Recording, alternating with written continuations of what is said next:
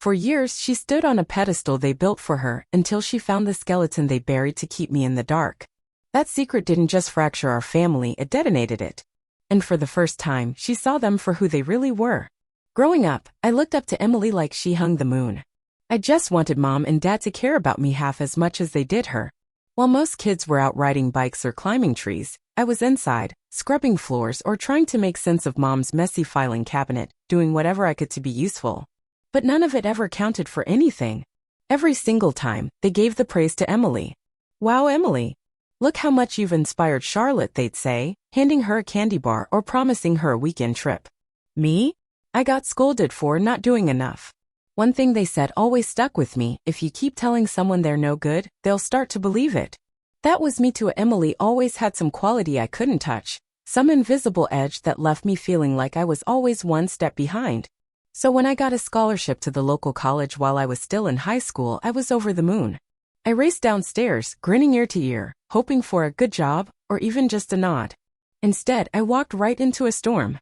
Dad flew into a rage. "Are you kidding me right now?" he shouted. "How could you do something like this to us?" Mom just looked heartbroken. Emily stood in the corner, arms folded, ice cold.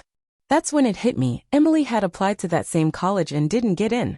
And now they thought I'd somehow taken that spot from her.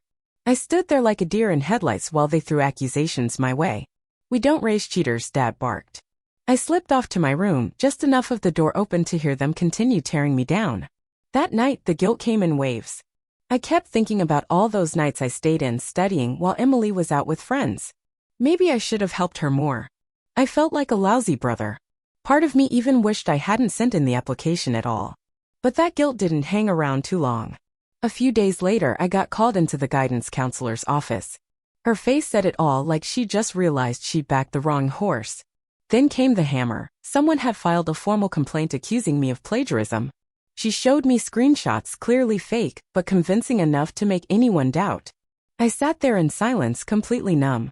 She looked at me like I was a stranger. Eventually, I got up and walked out, still believing I'd earned that spot fair and square, but realizing it didn't make a difference now. That's when my phone buzzed. It was a message from Dad. "Don't bother coming home." Nice. Real nice.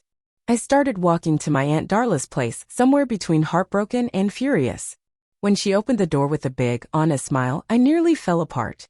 It was the first kindness I'd felt in what seemed like forever. I just lost it. I broke down crying right there in her arms. She brought me in, sat me down, and I told her everything about the college mess, the lies, my parents, Emily, every single thing. Darla didn't say much, just gave me a few quiet nods here and there, but that was more than enough.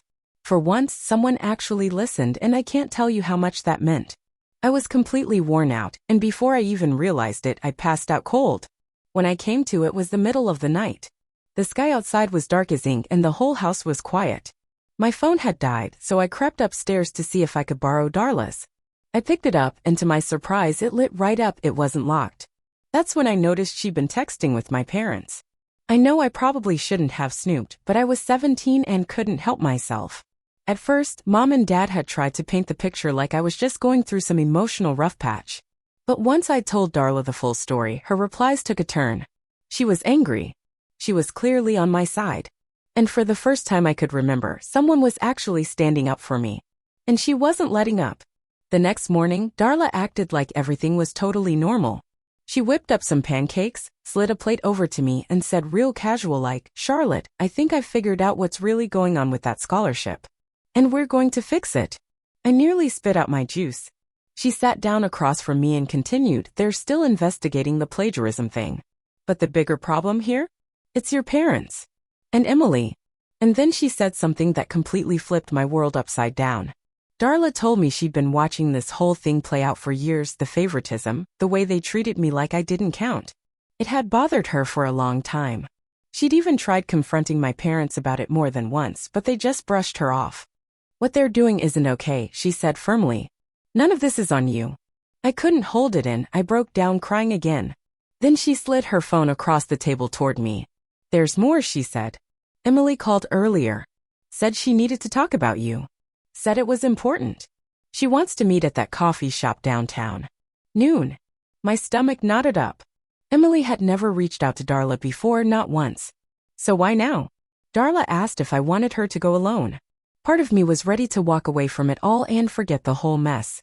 But another part, the part that finally felt like someone was in my corner, wanted answers. Yeah, I told her. But I'm coming too. I'll stay back. I just want to hear what she says. She gave me a nod. Fair enough. But just remember this pattern with your family? It ends here. One way or another. And she was right. I had no idea just how right she was. Because Emily wasn't coming alone. What we found out that day shattered everything I thought I knew. That morning in Darla's kitchen was a turning point for me. For so long I'd accepted how I was treated, even convinced myself maybe I'd earned it somehow. But watching someone stand beside me without flinching, someone who didn't doubt me, made me start questioning everything I once thought was normal. There's something powerful about having even just one person in your corner, especially after spending so much time thinking you had no one. As we got ready to meet Emily, my head wouldn't stop spinning. Was she finally going to apologize? Or was I walking straight into another ambush? I ran through every possible outcome in my head, but none of them came close to what actually happened. That whole scholarship mess? It turned out to be just the beginning. One of the hardest lessons I've learned is this. The worst part of betrayal isn't always the act itself, it's realizing how long you let people make you feel like you didn't matter. What happened that day didn't just change the story around the scholarship. It changed the way I saw myself and the way I fit into the world around me. Darla didn't just give me a roof over my head. She gave me something I'd never had before, permission to stop apologizing for just being me, and the guts to finally stand up and demand the respect I'd been denied my whole life. I showed up at the coffee shop about 15 minutes early and picked a quiet spot in the corner, close enough to see Emily come in, but tucked away so she wouldn't notice me right off the bat. Darla sat near the entrance, sipping her latte like this was just any normal meetup, not one of the most nerve-wracking moments of my life. My hands wouldn't stop shaking. It had been weeks since I'd last seen Emily, since that horrible dinner, and the thought of sitting across from her again made my stomach churn. I pulled my hoodie up and tried to blend in, pretending I was just some girl typing away on a laptop. Right on the dot, noon rolls around, and in walks Emily. Of course she was exactly on time, always made sure to be punctual when it served her image. She scanned the place, spotted Darla, and headed over. Her whole vibe was off, fidgety, nervous, not at all how she usually carried herself. Thanks for meeting me, she said, glancing around like she didn't want anyone recognizing her. I couldn't hear everything from where I sat, but I had a clear view of her face, and it wasn't the smug look I'd been bracing for. She seemed jumpy, like she wasn't in control of the situation for once.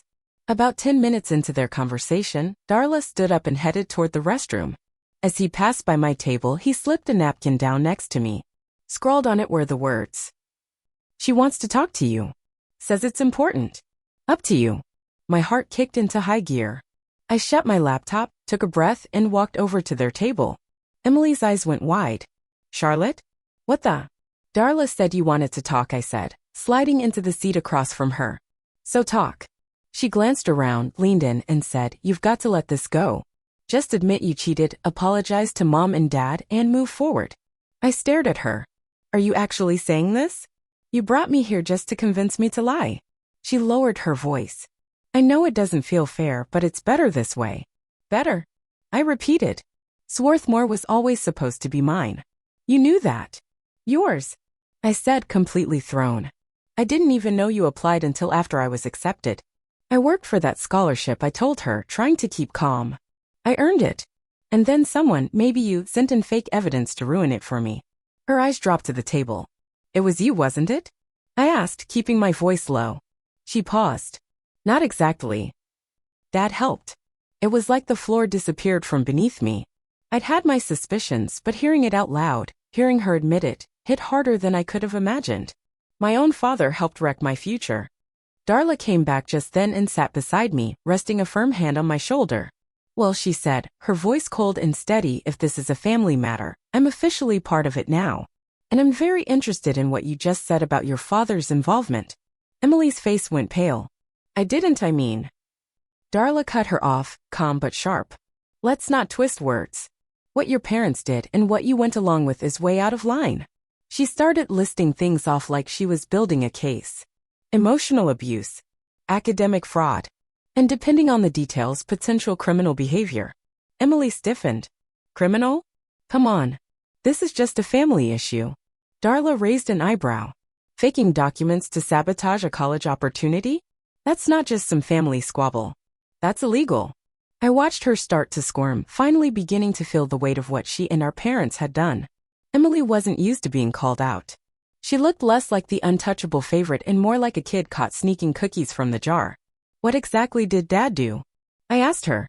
She let out a long sigh, and it was like all the energy drained out of her. He pulled some of your old essays off the family computer, she said. Found similar stuff online, changed the dates, faked screenshots to make it look like you copied them. I felt Darla's hand tighten on my shoulder. What about your mom? She asked. She knew, Emily replied quietly. But it was Dad who actually did everything. I felt empty inside. All those years I'd blamed myself, thought maybe I wasn't good enough or lovable enough. And the whole time they'd been working against me behind my back. Why? My voice cracked. Why would you do that to me? For the first time I could remember, I saw something genuine on Emily's face, shame. It wasn't supposed to get this far, she murmured. When you got the scholarship, Dad just lost it. He was convinced you had to be cheating. And I went along with it. I always do. Go along with what? Darla asked, her tone sharp. Emily stared at the table. The whole Charlotte thing. She motioned vaguely. The way they treat you. Like you don't really belong. Darla leaned forward. Be straight with me, Emily. Has this favoritism, this sabotage been going on our whole lives? She gave a small nod. Yeah. Since we were little. I don't even know what started it. At first, I thought it was cool, I got special treatment. But it turned into something else. What do you mean, something else? I asked. They'd ask me to spy on you. If you were doing too well studying, getting ahead, they'd find ways to knock you off track. Extra chores, missing homework, little things like that. Each word hit like a gut punch. Suddenly, all those coincidences, my books disappearing, last-minute chores the night before big tests, it all came rushing back and made sense. They rewarded me when I did better than you. But if you ever beat me at something, they'd turn on you for making me look bad. Darla muttered under her breath, unbelievable. I didn't understand it at first, Emily said. By the time we were in middle school, I saw what was going on. But by then, it just felt normal. And you never told me? I asked, anger creeping into my voice. I tried, she said. When we were 14, I told Mom it wasn't fair. And what happened? She lost it. Called me ungrateful. Said they were just preparing us for the real world. I scoffed. Real world? What does that even mean? Emily gave a tired shrug. Something about how there's only one winner. That they were getting me ready to succeed and you two not. Darla let out a sharp breath. That's completely twisted. So why now? I asked. Why are you finally telling me all this after years of standing by while they tore me down? Emily shifted uncomfortably. The scholarship thing, that crossed the line. I didn't think they'd go that far. And when they kicked you out, I didn't know what to do. But then I heard you were staying with Darla. She hesitated. Mom and Dad started saying stuff. Really dark stuff. Like you were a debt to the family. That we needed to cut out the cancer. The way she said it made my skin crawl. They're really gonna disown me, I whispered. Emily nodded. Dad's meeting with the lawyer tomorrow to change the will. And Mom, she's talking about going back to her maiden name. So we don't share anything with you. Darla sat up straighter and pulled out her phone. I'm recording this. Everything you're saying needs to be on record. No. Emily's head snapped up, panic flashing in her eyes. You can't tell them I said anything, Emily whispered as darting toward the door. They'll what? I cut her off. Treat you the same way they've been treating me? She didn't answer, but she didn't have to. The look on her face said plenty. Darla slowly lowered her phone to the table. Emily, she said in a calm, steady voice, I know this is scary. But this isn't just some family squabble. Your parents have been psychologically messing with Charlotte for years, and they dragged you into it too. Tears welled up in her eyes. I know, she whispered. I'm sorry. A part of me wanted to yell to let it all out. But mostly I just felt heavy. Tired. She hadn't escaped this either, not really. We've been playing different roles in the same twisted game. So what do we do now? I asked Darla. Now, she said, we start fixing things, starting with your scholarship. How? Dad already sent that fake stuff. Darla gave a small, tight smile. I've got someone I know at Swarthmore. And unlike your father, I actually understand how digital forensics works. That forged garbage won't hold up under real inspection. For the first time in weeks, I felt a flicker of hope. What about me? Emily asked quietly. I can't just go home and pretend nothing happened. You don't have to, Darla said. You're welcome to stay here too. I've got another spare room. She stared at him, stunned. Why would you help me after everything I did? Darla shrugged. Because I'm not like your parents. I don't throw people away when they mess up. We left the coffee shop with a shaky plan in place. Darla would reach out to Swarthmore right away. I'd stay at her place like I had been. Emily would go back to the house, pack some stuff, come up with a story about a group project, and meet us later. I wasn't sure if I could completely trust her yet, but something had shifted. For once, we were standing on the same side of the line. Back at Darla's place, I helped get the second guest room ready while she made some calls. I couldn't catch much of what she was saying, but I heard bits and pieces, things like long-term pattern of emotional abuse and possible legal action. It was clear her focus had grown bigger than just fixing my college issue. At 8 p.m., I got a text from Emily. Dad's watching me pack. Acting weird. Might be late. An hour went by. Then 2. By 11 p.m., I still hadn't heard anything else. I texted again. Message went through, but she didn't read it. Something's not right, I told Darla. Let's give it until morning, she said gently. Your parents are probably keeping a close eye on her after everything that happened. I tried to sleep, but kept checking my phone every few minutes. By the time breakfast rolled around, I was sure of it, they knew. We've got to check on her, I said to Darla. She looked torn. If we show up out of nowhere, it could make things worse. Or she's already in trouble for trying to help me, I said. Before she could say anything, her phone started ringing. She glanced at the screen, and her expression tightened. It's Swarthmore College. I held my breath while she answered, her voice shifting to calm and professional mode. The call lasted about 10 minutes. When she hung up, her face gave away nothing. Well, I asked, heart pounding. The good news, she said, is they're reopening your plagiarism case. My shoulders dropped in relief. Okay, and the bad news? They found something else. I felt my stomach knot up. What do you mean? There's another application, Darla said slowly. Filed under your name. Completely different essays. Different recommendation letters. I stared at her. I only sent in one application. Exactly, she said, nodding. Which means someone else sent this second one. Someone sent a second application using your name, Darla told me. But this one was weaker, blatantly plagiarized. It was meant to tank your chances before your real application was even reviewed. My parents, I muttered, the words stuck in my throat. So they hadn't just doubted me, they'd set me up to fail from the start. The timeline fits, Darla said. But here's the weird part. The fake application didn't come from your home IP. It was submitted from your high school. My stomach twisted. Emily, she must have done it from a library computer. Darla nodded slowly. That's what I think. The good news, my contact at Swarthmore is keeping everything documented. They'll review your real application honestly this time. I should have felt relief. Instead, I worried about Emily. Was this why she vanished? Had our parents caught on? We need to check on her, I said. After some debate, we decided to drive by the house. Just to look, maybe catch her alone. As we neared the neighborhood, my heart pounded.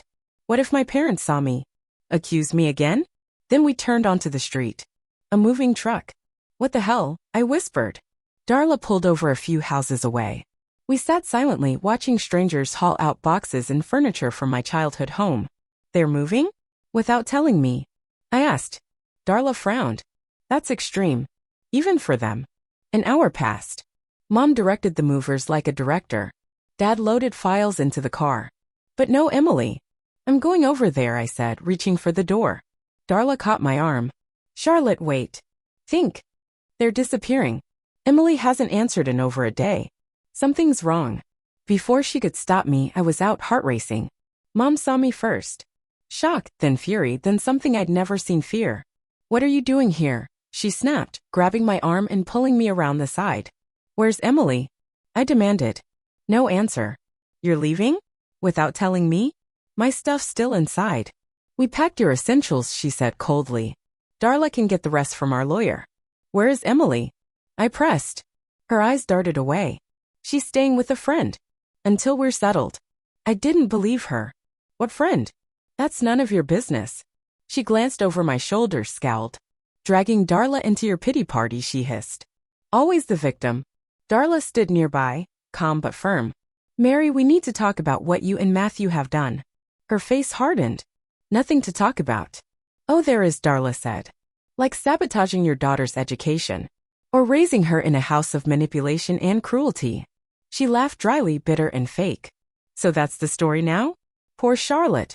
Always misunderstood. Then her voice dropped cold as ice. But I already knew. It didn't matter. Not to her. Not now. Maybe never. The stuff Emily supposedly found last month, my mom said smoothly, we were trying to help you, get you into treatment quietly. But then you started all this drama over a scholarship. My head spun. They weren't just twisting the truth anymore, they were rewriting me into someone who never existed. Darla put a steady hand on my shoulder. Mary, this has gone too far. We have proof disproving the plagiarism claims. We know about the fake application filed under Charlotte's name. And now you're making up stories about drugs? And abandoning your own child? For a second, my mom's confidence cracked. You don't have proof, she snapped. We do, Darla said coldly. But right now I want to know, where is Emily? My mom faltered. She's fine. Just processing everything. Let me talk to her. 5 minutes. That's all. She's not available.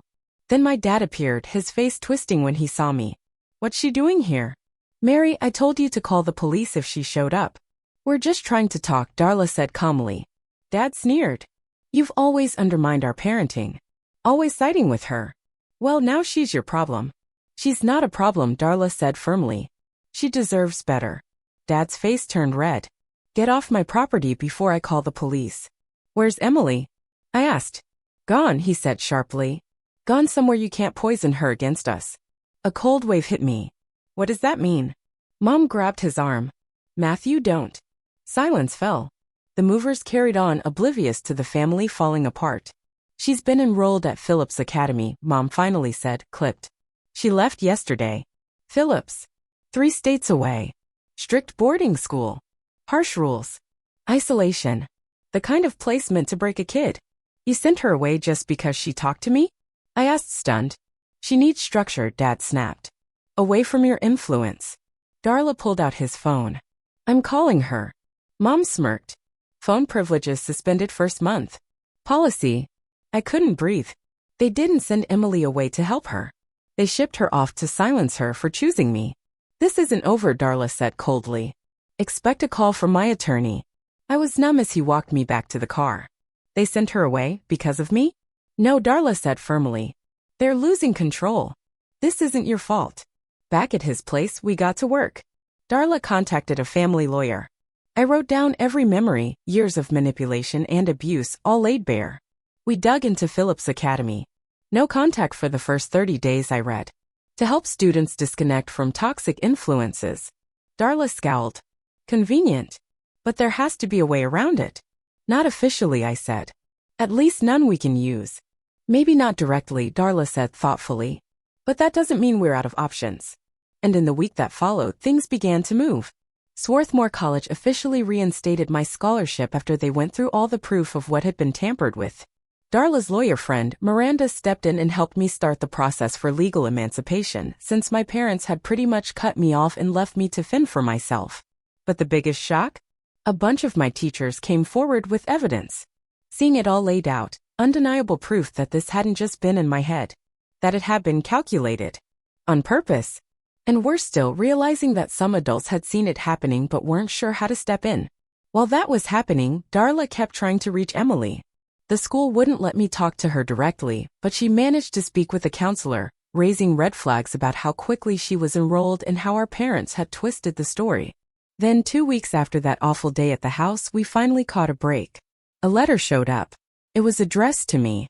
I recognized the handwriting right away. Emily's.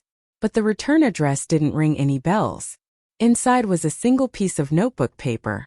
It said, Charlotte, I'm okay. Don't worry.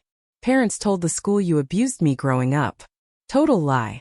They're scared because we talked. Teachers here are tough but fair. I'm working on something. Can you trust me for once? I read it 3 times. Then a 4th. Emily was safe. Not free but safe. And still in my corner. Darla scanned the letter and nodded, serious. This helps a lot.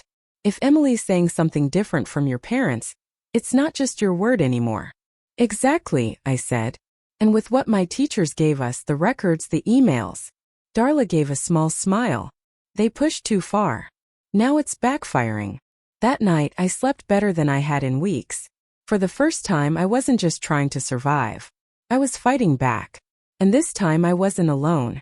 "We need to move faster with Emily," Darla said one morning over breakfast. We sat at the kitchen table, scribbling notes and going over what was coming next. The restraining order hearing had been scheduled for the following week. If it went through, it'd block me from any contact with my parents, or from going anywhere near their new place.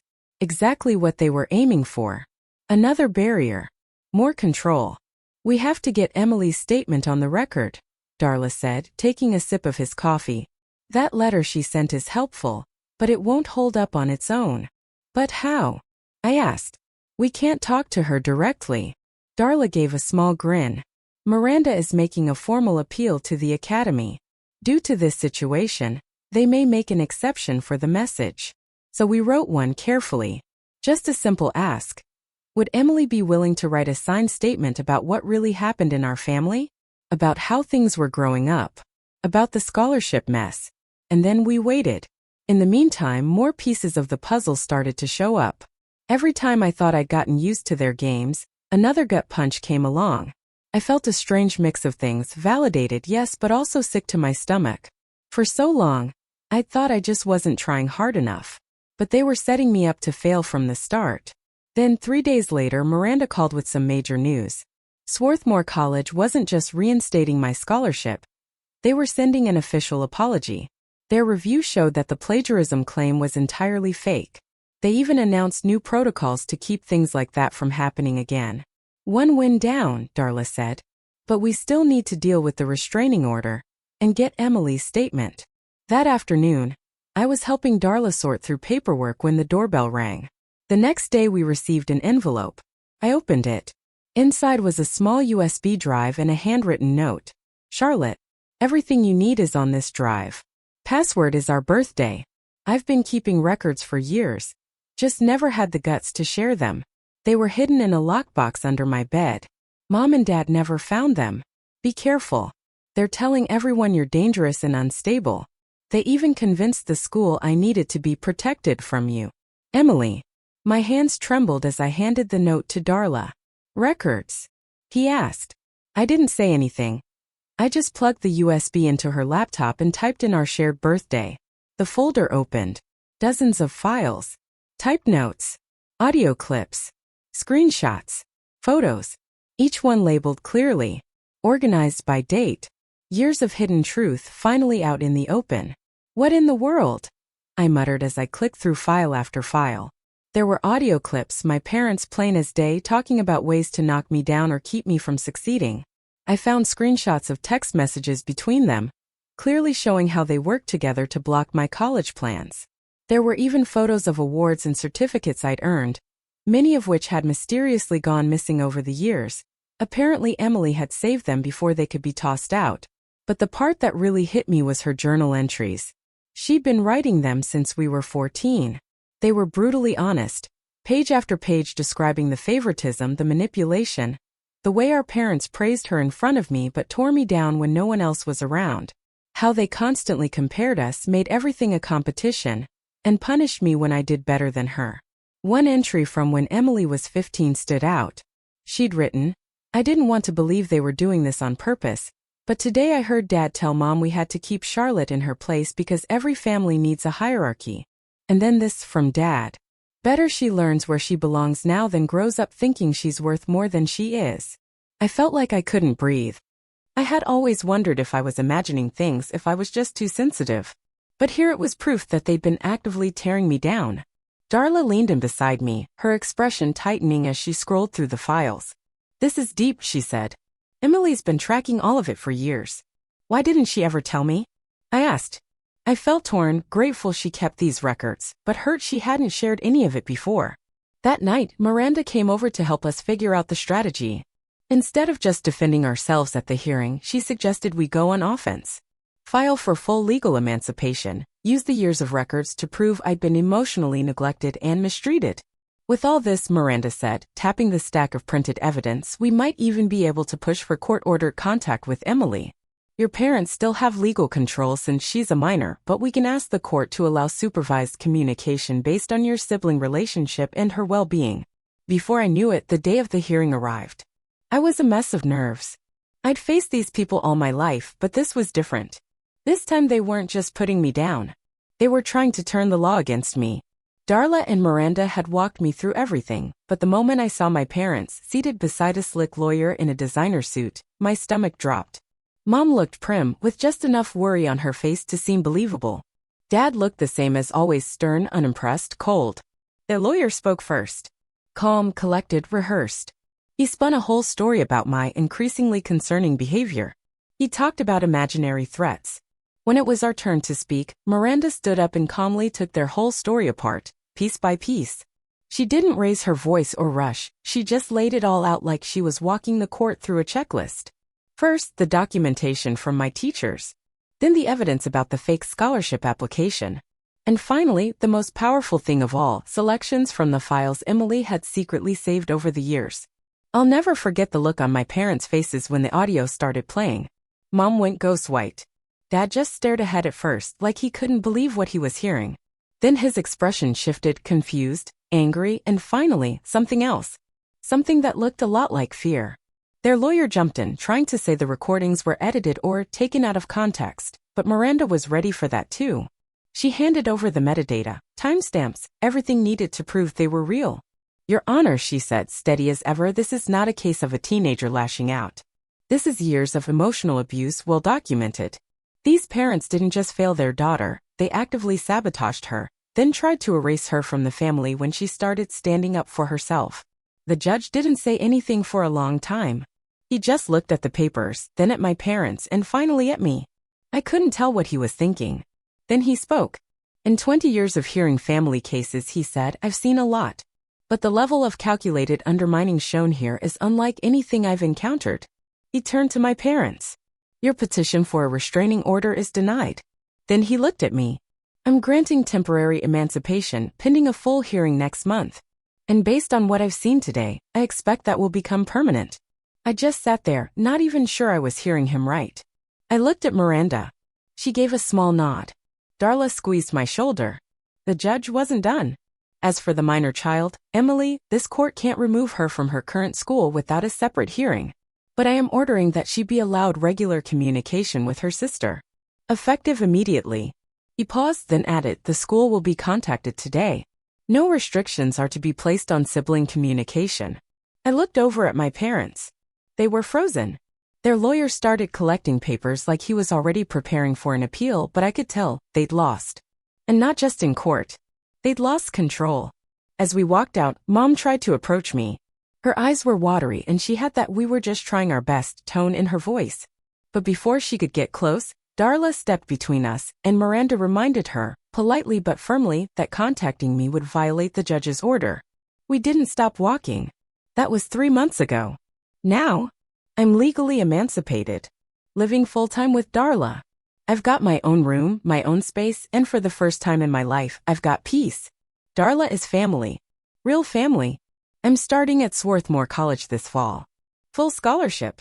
Officially reinstated. And Emily? She decided to stay at Phillips through the semester. Turns out she actually likes the structure. And more than that, she likes the distance. Being far from our parents gave her room to think clearly. To just be herself without the pressure. We talk all the time now. Video chats, texts, everything we couldn't do before. It's not perfect, we're still figuring things out, but it's real. There's no competition. No bitterness. Just two sisters trying to unlearn a lifetime of lies. My parents did go ahead with the move. Miranda says they've been telling people they have one daughter at boarding school. That's it. No mention of me. Doesn't even surprise me. When people like that get caught, they rewrite the story instead of facing the truth. Some days I still feel the weight of everything they said to me over the years. That voice in my head that says I'm not enough, or I don't belong. It's quieter now, but it's still there. But the difference is I don't believe it anymore. Yesterday, during one of our calls, Emily said something that stuck with me. She said, "You know what's weird? I used to think being the favorite was a good thing. But it was just a different kind of trap." She's right. They didn't raise a golden child and a black sheep. They raised 2 kids in a cage, just on opposite sides of the bars. But now we're both out. And for the first time we get to decide what happens next. Together. Not for approval. Not for attention. Just for us.